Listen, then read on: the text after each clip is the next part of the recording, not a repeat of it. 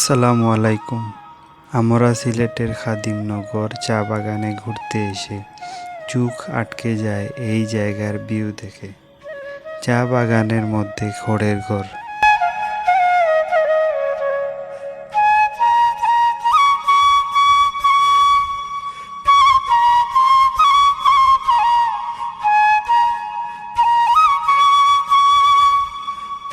আর এরই মধ্যে চলে আসে বৃষ্টি। খড়ের ঘর থেকে চা বাগানের বৃষ্টি দেখতে কি যে ফিল ব্রাদার, ভাষায় প্রকাশ করার মতো না।